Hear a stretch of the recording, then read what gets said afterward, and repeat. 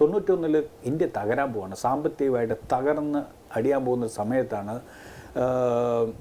ഇദ്ദേഹം വരുന്നതും ഇദ്ദേഹത്തിൻ്റെ എക്കണോമിക് ലിബറലൈസേഷൻ ഫോർമുല കൊണ്ടുവരുന്നത്. എക്കണോമിക് ലിബറലൈസേഷൻ കൊണ്ടുവരുന്ന സമയത്തൊന്ന് നോക്കൂ, തിരിഞ്ഞു നോക്കൂ. കേരളത്തിൽ മുതൽ ഇന്ത്യ ഒട്ടാകെ പലരും പറഞ്ഞത് ഇദ്ദേഹം ഈ എക്കണോമിക് ലിബറലൈസേഷൻ കൊണ്ടുവന്ന് ഇന്ത്യയെ വിട്ടുമുടിച്ച് അദ്ദേഹത്തിന് കാശുണ്ടാക്കാനാണ്. അദ്ദേഹത്തിൻ്റെ 91 കഴിഞ്ഞ് 35 വർഷം കഴിഞ്ഞു. അദ്ദേഹത്തിന് എന്തെങ്കിലും ആസ്തി അദ്ദേഹം ഉണ്ടാക്കിയോ? എന്തെങ്കിലും ഒരു കറ അദ്ദേഹത്തിലുണ്ടോ? ഒന്നുമില്ല. അന്ന് പറഞ്ഞത് എന്തൊക്കെയാണ്? ഇദ്ദേഹം വിറ്റ് കാശാക്കുന്നതെന്ന് പറഞ്ഞു. ഞാൻ ഈ പ്രധാനമന്ത്രി ഓഫീസിൽ ഇരിക്കുമ്പോൾ 25 വർഷമായി, 91 വന്നിട്ട് ആ റിഫോംസിൻ്റെ 25ാം വാർഷികം വന്നപ്പോൾ പല ബിസിനസ് പേപ്പറുകാരും എന്നെ അപ്രോച്ച് ചെയ്തു. ഞാൻ സ്പോക്സ് പേഴ്സൺ ആണല്ലോ, അപ്പോൾ അപ്രോച്ച് ചെയ്തു, സാർ നമുക്കിത് ചെയ്യണം, പ്രൈം മിനിസ്റ്റർ സംസാരിക്കും. ഞാൻ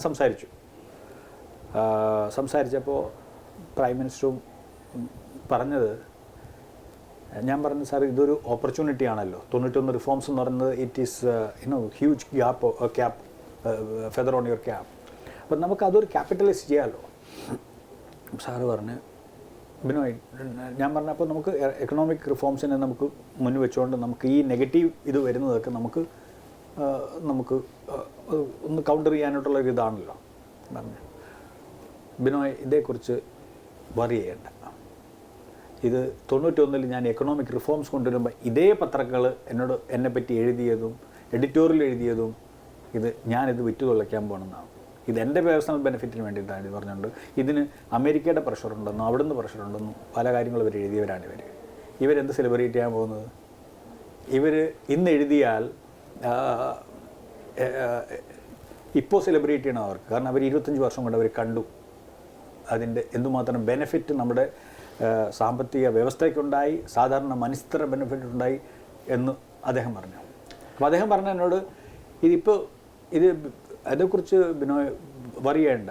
U are a spokesperson, so it's your interest to protect and guard my image. Don't worry.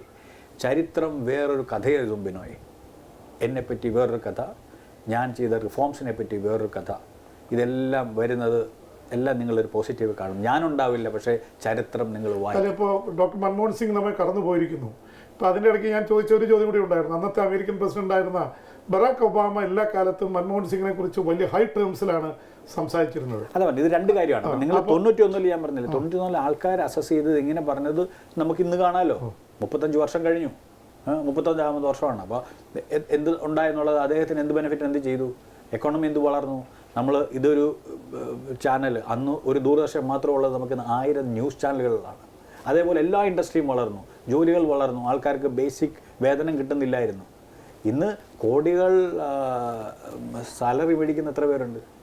ബിസിനസ്സുകാർ മാത്രമല്ല.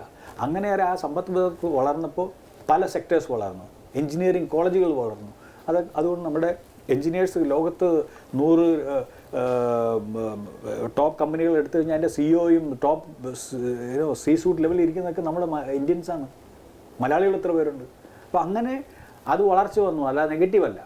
ഇതേപോലെ ഇപ്പോൾ അദ്ദേഹം പ്രധാനമന്ത്രി ആയിരിക്കുമ്പോഴും അദ്ദേഹം പറഞ്ഞു, ഇദ്ദേഹം മിണ്ടുന്നില്ല, പറയുന്നില്ല. നിങ്ങൾ നോക്കൂ, ഞാൻ ഓർഗനൈസ് ചെയ്തതാണ്. എല്ലാ വർഷവും ഒരു പ്രസ് കോൺഫറൻസ്, എല്ലാ വർഷവും. അത് വിജ്ഞാൻ ഭവൻ പോലുള്ളൊരു വലിയൊരു ഓഡിറ്റോറിയത്തിലാണ്. ലാസ്റ്റ് പ്രസ് കോൺഫറൻസിൽ 850 പരം പത്രക്കാരാണ് നിന്ന് ഫേസ് ചെയ്യുന്നത് അദ്ദേഹം.